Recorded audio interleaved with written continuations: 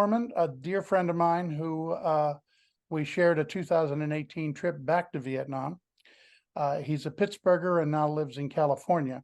Steve, why don't you talk about a little bit how you ended up deciding to go into the service, what branch you went in, and just kind of the basics of you going into the military, from your high school days.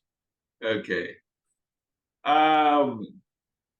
When I graduated in 1965,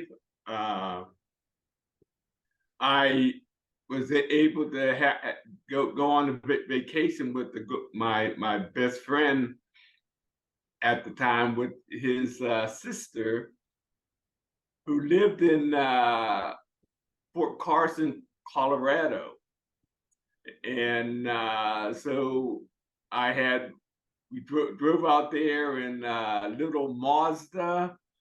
I forget the Mazda was, but there was my friend and I, his sister, and a 3-year-old with us in this little car driving across from Pittsburgh to Colorado. I was there for about a week, and my mother had called and said that I got a draft notice, and I was supposed to. They wanted me to come back to Pittsburgh and join the Army. So I said, I'm not leaving right now. They said, well, if you don't come back, you need to go. We're going to have the military there in Colorado Springs to come pick you up, and you're going to join there. I said, well, okay, I'll be back. As soon as I can make an arrangement, I can fly back. So within like another 5 days, I was able to get a plane ticket, fly back to Pittsburgh with my family for about maybe 2 days, and then had to go down to the federal building in Pittsburgh, and that was it. I was gone from there. So it was kind of crazy, being drafted and everything, and getting into the service.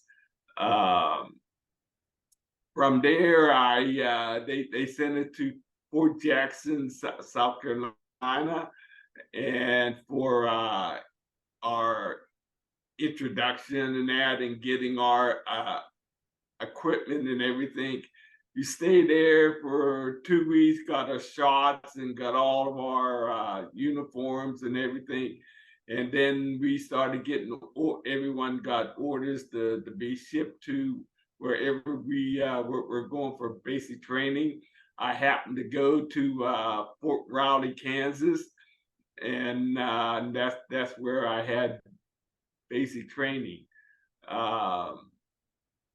So from there, it was during wintertime. I was enlisted in around November, around the 1st of November. So what year, Steve? 1st of November, what year? Oh, in 1965 or 666, right at the end, 66 and that. And so Kansas, as you know, is flat pretty much. And so, like I said, when winter was coming in, it was very cold there, very cold. The barracks weren't like insulated, so you could hear the wind and everything, like feeling the wind coming through the barracks, and it was pretty cold. So one good thing though, when I was in basic, I was a squad leader. Myself and another guy, my assistant, we became can control all the barracks. So we had our own room, which was good, and we didn't have to sleep in the barracks. But that didn't last long because we just took full advantage of it and had like party all the time. We weren't doing our job like inspecting the other troops within the barracks and I don't know some other stuff. So we had to go back to the barracks. They got new leaders, squad leaders, and that, and so that progressed to everything went well after that, and then went into AIT, and still I stayed in Fort Raleigh for that also, and was assigned to uh, armored mechanized unit. And now during that time, it was, Vietnam was just ramping up. We still hadn't really sent a lot of troops to Vietnam, but we knew eventually we were going to go. So we were planning on that, getting ourselves ready to go to Vietnam. And within I'm no more maybe 3 or 4 months after getting out of AIT, Advanced Infantry Training, we knew that we were going to be going to Vietnam. So I was APC driver, armored personnel carrier, a driver, and so we had packed up everything, had all of our equipment and everything packed up in the PCs, our tanks, got everything ready. And so within that time, we must have changed companies. Instead of, I was in the 9th Division, and but then at one point they were going to change it to the 1st Division, the big red one, and somehow I don't know whatever happened with we had our patches on, everything had the big red one patches, and no more within a month or so they changed it again. They said no. The night we were going to reactivate the 9th Division, I think they were in Germany at the last point or something. And that, so we changed to the 9th Division. That's where we stayed. We changed all our patches and everything.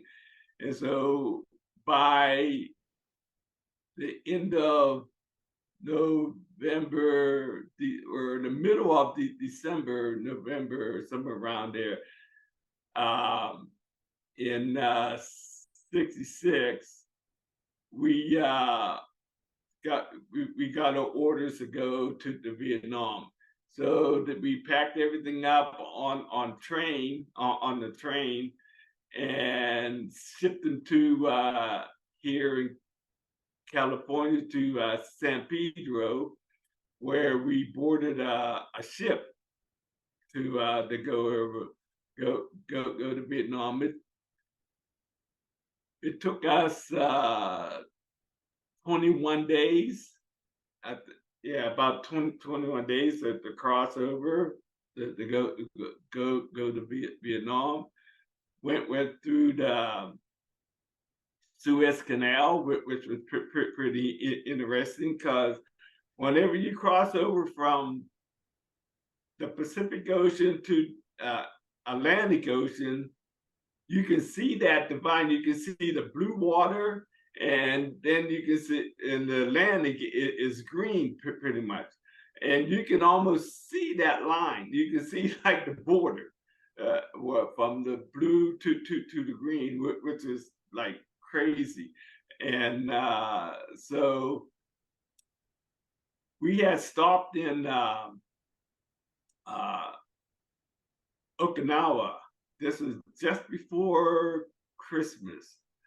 And so, and on the way there on the ship, we had classes. We had language classes to learn how to speak Vietnamese, um, and plus the different tactics that the Viet Congs were using. We learned how, you know, how they were setting up booby traps and everything, what to look out for, the different types of food that, you know, we would possibly be eating if we were in the field, um, and this and culture classes. The different cultures we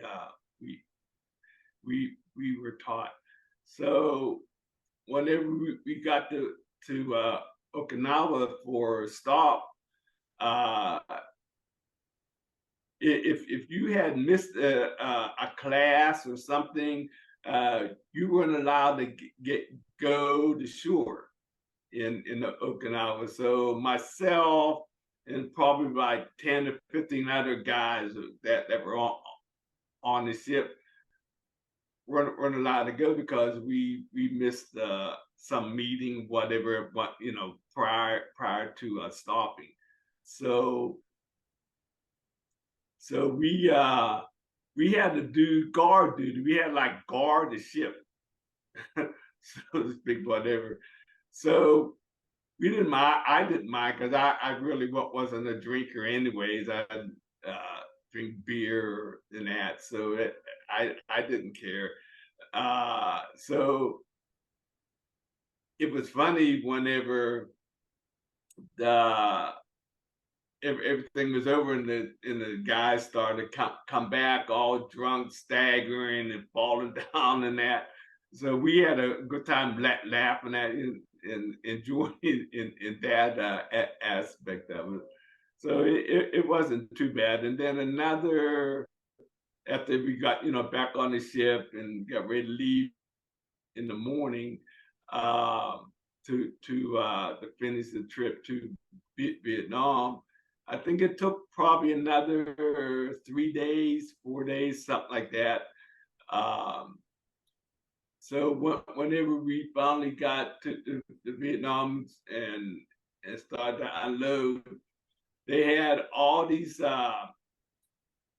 diesel quarter trucks, I think it was, yeah, to carry us to our base camp. Our base camp was in Long Binh, which is south of Saigon, probably about 30 k's there long, and so we had this big convoy, and on each side of the road were troops from like every country that was our allies were there. There was troops from Australia. There was troops from Canada. I forget who else is there. Korea, Who's that? Korea. Possibly, but there was like all the different troops on both sides of the road, all the way to Long Binh, and so the convoy was so long and there were so many that we were able to slow down, and so we were like talking to the troops that you know from different countries, which is pretty interesting. So we finally get to our base camp and unload all of our gear and that. So we still had to come back to Saigon to wait till the ship was unloaded. Now it was amazing to me to see all of our equipment, all the tanks and PCs and trucks and lumber, and this it's like a whole city, so the peak was packed in the bottom of the ship, which was just crazy. And it took it took them 3 days to unload the ship with all of our equipment, and so we stayed in these like warehouses. They just had cots there, for us, and we stayed there. We were able to go into town in the evening, and that with like guards. There was MPs around all the time. So because we only could go, they specified the different sections of town where we could go and go to the bars or whatever. And because other sections, you never knew if there was Viet Cong, around, because they were everywhere. You never knew who was who. So we had, it wasn't too bad. We had a pretty nice time there. Wait for everything to get unloaded. And so when everything was done, we got our PCs and that, and drove back to base camp. Well, we didn't stay there long. We was probably got settled there for no more than a week. And then we started getting our orders to go wherever. So since I was in a cavalry outfit, at first we done a lot of like guarding roads when there was like a troop movement. There was a convoy moving certain places. We went first, swept the roads. We had a mine detection outfit with us from another company, and we would take them, and they would sweep the roads before the convoy would come, and then we would line up. A company would line up just like coming into our base camp. We would line up on both sides of the road to protect that area wherever this convoy was coming through. So after that convoy would pass through, we would get another assignment, or we would stay in that area just in case anything. We maybe spotted VC or whatever. So we would go from one like guarding type situation to another, and at times we would get hit. We get like small fires, small mortars, be shooting at us if we were set up in a perimeter somewhere. But it was nothing major. But the one crazy thing, they would set mines in the roads where they had detonating, not so much a detonator, but they were remote, where they could sit back in the jungle and set them off. Like, it was just crazy. I would pass over, go over a spot on the road, and behind me would be a tank or another PC, and that PC get blown up. It was just, I don't know, just lucky, and that happened probably like 3 or 4 times over there. When we drive down the road, either that first track or tank would get hit, or the one behind me would get hit. So I don't know if the sweepers just missed or what. I don't, it was just crazy. So got through that, and the thing was, we never went back to base camp. We never had a base camp. I probably spent 12 months, I'm sorry, not 12, but 10 months in the jungle. I mean, this all over the place. but we never had like a base camp.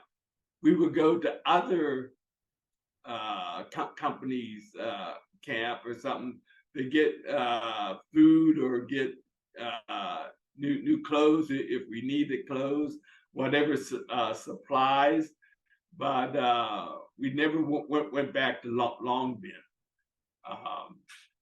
So going through the jungle was crazy. It's people who haven't been in Vietnam or there. The jungle is so thick. In the middle of the day, 12 o'clock, it could be as dark as it was 10 o'clock in the evening, unless there was like a little opening in the foliage that was covering the jungle. It might have a little opening or something, but it was dark if you were driving through the jungle. You had to watch out for red ants or leeches and that. So we always kept these spray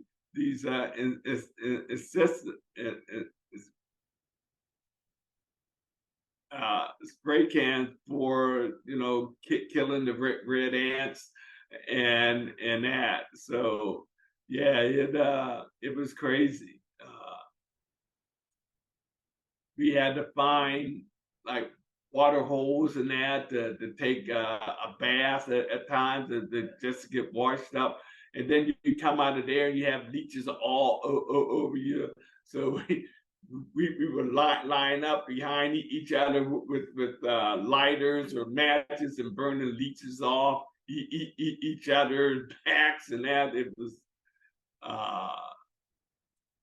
crazy times, crazy. We would set up if we would go out at times and guard artillery outfits, because they were like just had their mortars and look and that there. And so we would have to go out and guard, make a perimeter around them. And so the village people, no matter where we were, it seemed like, unless we were really deep in the jungle, they wouldn't come. But any place else, they would come. They would have all kind of food and stuff to come out, and so we would do a bartering thing. We would give them whatever rations we had, or we got stuff a care package somehow. We would trade off for fresh eggs. They had this bread, I forget whatever they call it, but like I call them stick breads, which had I don't know whatever, but it was good. It was fresh. We would cook eggs. We would always like to have fresh eggs if they had them. So that was pretty interesting. We stayed. We had a couple big battles in that there. We got hit a couple times where battles last maybe half hour or so. We didn't lose anybody through these little skirmishes, and but the Viet Cong would like just to shoot mortars, which wouldn't like just around the perimeter. I guess just to I don't know, scare us, whatever. And they would only last for maybe 10 to 15 minutes. They stop. You could see them were shooting and whatever. But I want to say my first seeing firefight, first time seeing being shot at was we had to go. And another thing we would do is take out alerts, long range patrols. Guys drop them off. They would go wherever they're going, and then we would have to come back at night or whenever they called. We'd come back and pick them up. Well, this one time we got called to go out and pick up these lerps, and so we set up a perimeter waiting for them to come to our this particular area, and they got spotted.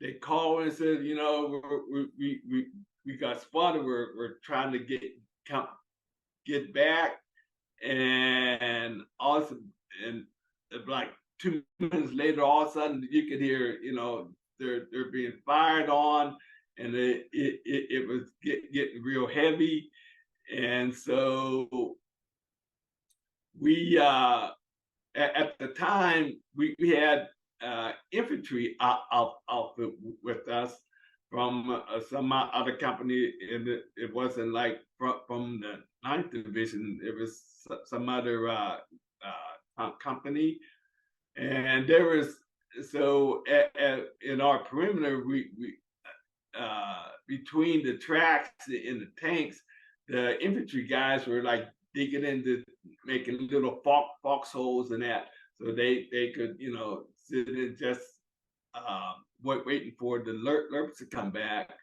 And as the lerps were trying to get back to our perimeter, the fire, they were real. The firefights started getting a lot heavier, and so one of our commanders called for artillery to come in to, you know, hit the BC. Well, as that was happening, because whenever you get into a firefight, everybody goes on the same channel, so you can hear everything that's going on. And so whenever they called in the artillery rounds, they called them in too short. And so whenever you could hear the rounds coming, and they dropped right in front of our perimeter, in which it blew up no more, maybe 15 yards, if that, in front of my PC, and the shrapnel just, you know, goes everywhere, and a lot of the infantry guys that were with us in these little foxholes were hit. So it just so happened that at the time, somehow my sergeant of my track was outside for some talking to the infantry guys for whatever reason, and so they get hit, and the two guys that were beside my track, the one guy, he had shrapnel hit all up his left side of his leg and his side, and that. The other guy got like a direct hit to his stomach and his face. And so within all that, my sergeant comes back into the track and telling me to go out and help these guys. Well, I could hear him out there yelling, you know, the scream, and everybody, you know, it was just chaos now. And the Viet Cong is still shooting at us and that. And so, you know, I don't know, again, this is my first time being shot at, you know, being in danger, whatever. And so I just go running out. I go out without my helmet, without my weapon. I'm just like, you know, just in my clothes, not thinking anything. I'm just going out because I hear these guys yelling and screaming. And so I go out to help to calm them down. And the one guy who had the shrapnel on his left side, his whole, it was like the skin was just like torn off. I kept trying to calm him because he's screaming. I'm like, calm down, calm down. You're going to be fine. You're going to be fine. And so I look over to his friend, and his friend is lying there holding his insides. I mean, his whole stomach, everything was just blown out. He's still alive. And I start with the guy that's yelling and the calm him and look, and he says, I'm okay.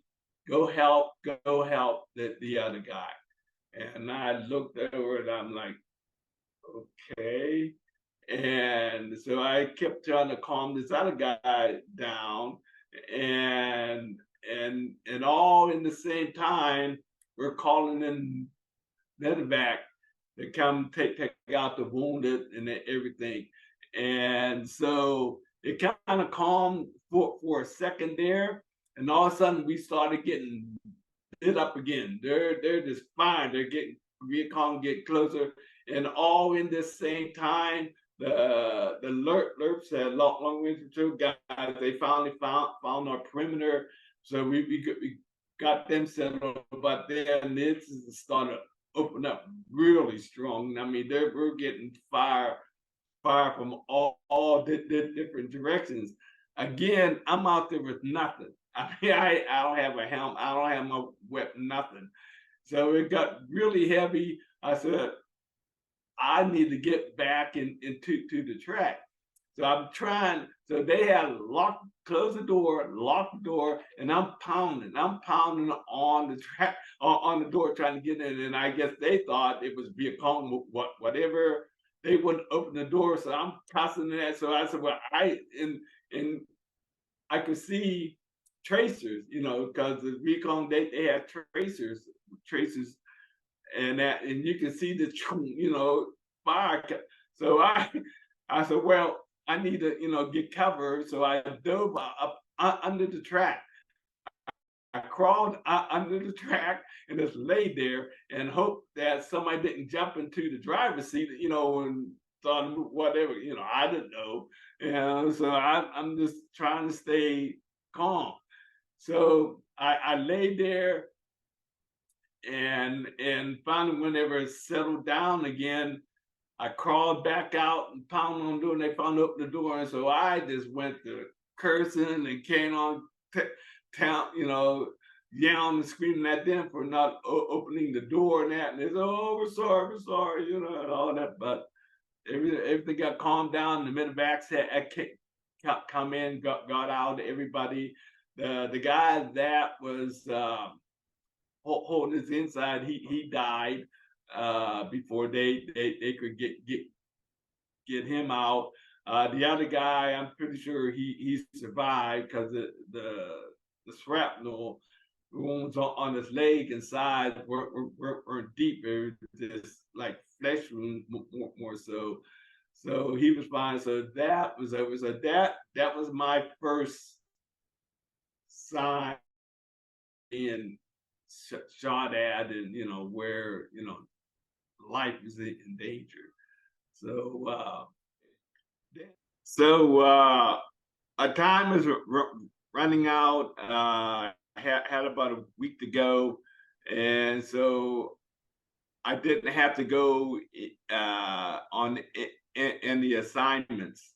So they let me stay in camp just in case, make sure everything was fine, that I was able to get out of there. So the time came, I had everything packed, ready to go. They sent in a helicopter to take me down to I think I went to Saigon. I'm pretty sure to get on the plane, and it wasn't until I remember the plane lifting off and everybody was cheering, clapping. and again, it was getting towards the holidays. It was like the middle of November, and it was like such a relief, just feeling that plane get off the ground, and all the stewardess were like dressed up in Christmas gear, had hats on, uh, like Santa Claus hats and different things. Their dress was red and green and stuff. So yeah, it was a joyous moment, touching off. I think we flew to Japan for fuel, but we weren't allowed to get off the plane. We had to sit on the plane and wait till it got refueled and whatever else supplies they needed. And then from there we flew to Fort Lewis, or yeah, Fort Lewis, Washington, where we got debriefed and everything, and asked if we wanted to sign up again and that whole thing. Uh, which I wasn't going to go back, because at the time I had made sergeant and was a E5, and I would have been E6 if I were to sign up. Would have been a staff sergeant, be training other troops to go back. And there was like 85–90% chance that I would have to go back to Vietnam with the whatever company I was with. So I said, nah, I think I'm gonna go home. But I had met several guys from California who were like begging me, come on, Foreman, why don't you come to California and hang out with us, and we can have a great time. We can, you can stay such and such house and all that. And I kept, sounds good, but I think I ought to go home. So I think back on that day, and wish I would have came here where I'm at now. At that time, but I came back to Pittsburgh, and which was kind of just odd. I mean, everything you hear about, soldiers being treated bad, looked down on, because they only thing they knew, or what would say, one, they're crazy. Plus, we were killing babies. Heard that kind of wrath, constantly. So that kind of set me back. Didn't know about PTSD at the time, but evidently I had it. But really didn't know anything about it. I wasn't going to the VA or anything, so had to deal with that. And so it took a while to get readjusted. Took a while to go out, with amongst people, amongst my relatives, and that, to see them. So it took a while. Took months before could really get comfortable and going out and talking with people and that. And never really talked about being in Vietnam, unless somebody asked, and I would briefly tell them whatever they asked me. But took a long time to to speak about what happened over there. But now I can speak on it. I can if you ask me, I'll tell you about it. I think it's good for me to relieve that, let get that out of me. And so yeah, it's been happening. So since that, since then, I have been going to the VA regularly and counseling and the whole nine. But it uh, it has had an effect on it on me, and so but it's I'm doing great now. I'm into photography. I paint, do painting. Just had a show last night. We Because I'm with a photography club where we were able to show our photography and that in this nice studio up in North Long Beach. A lot of people came through. A lot of people. So, and I was able to sell my paintings, set up a table and that, sell my paintings and stuff. So it went well. I'm doing much better in life. So the VA helps a lot. I encourage people, to talk about, what happened, because you keep it bottled up inside, and it doesn't help anything. Uh, I was able to go back with the Bread and Breakfast Club back to Vietnam, and which was really good. So yeah, things are working out well now. I remember when we were on our trip back to Vietnam, you had an opportunity to take a side trip and go back to the location where your battle took place. Yeah, How, yeah, how was that? that was very moving, very moving. I mean, even right now, I get choked up. It was just like I said, it was like a movie. It was like watching, I don't know what a movie, but it was like seeing a movie. Planes just coming by, dropping bombs, the helicopters shooting, rounds. It looked like blood that's pouring down from the sky. Reinforcements flying down the road, shooting, bam, bam. I could see all that, and the crazy part, whenever we got to that destination, cause Todd had found the coordinates and everything where this field was, where this area was. And when we got there, that open field was still there. They turned it into a farm land, but that open field was still there. It was like right there and across the street.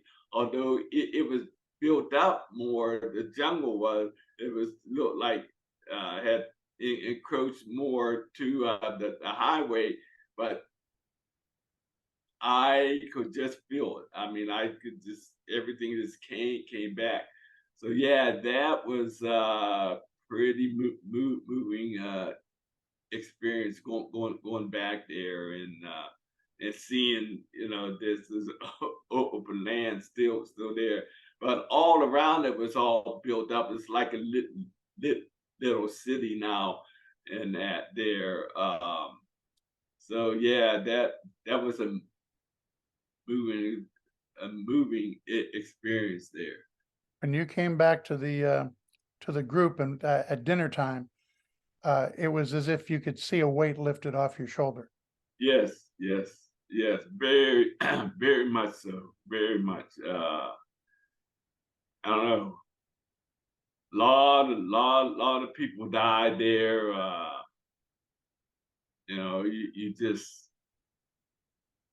yeah, it was crazy. Uh, it just like, phew, like okay, I'm okay now. What happened? That's great feeling. You you were awarded the Bronze Star with a V for Valor. Yes, And that was for the major engagement that you talked about? yes, from helping the the my the tank in front on the side of me from pulling over and help ward off the Viet Cong attacking and that yes it was just an experience I'll never forget and with the guys that you guys that I was with uh, treated me as if I've known you all my life, and it just was a great feeling to be around everybody else. You, Ben, and Ray, and Alan, and this everybody, Todd, everybody. It was just great being there, and I felt comfortable and that, and yeah, it was an experience. Yes, Well, the documentary that was done on it said it all with the title, it's We Left as Brothers. yes, As we yes, didn't know each other before we went on the trip, and when we came back, we had lifelong friends. yes, very much so, very much so. I tell people here, I talk about Junes all the time, and I try to encourage them to get on. I just tell my friend Steve last night. We had a little group dinner before we went to the art show, and I was telling him that about the Bravery Breakfast Club, about the Zoom meetings on Monday, that he ought to check it out, and I'm going to send him the link for this Monday to check it out. But I sent it to other friends that I know that I went to high school with that were in Vietnam, and I talk to people all the time about that they ought to go back if they have the opportunity to go back to Vietnam and just relive some of it so they can get all that pressure off that they've been carrying around all these years and that. So yeah, it was a just I don't know nostalgic time. Just great. So appreciate it. Well, when this video is edited and posted on the website, and they can hear your story, because it's an inspiring story, and it really talks to what somebody has gone through, because I think you made it vividly clear what it's like uh, to suffer from PTSD, because I think anybody that was in combat had at least some level of PTSD, and what you have to do to try to overcome that and live a productive life. And you've certainly done that. So love Yeah, you, brother. It's been love you too. great having you tell your story. All right, thank you.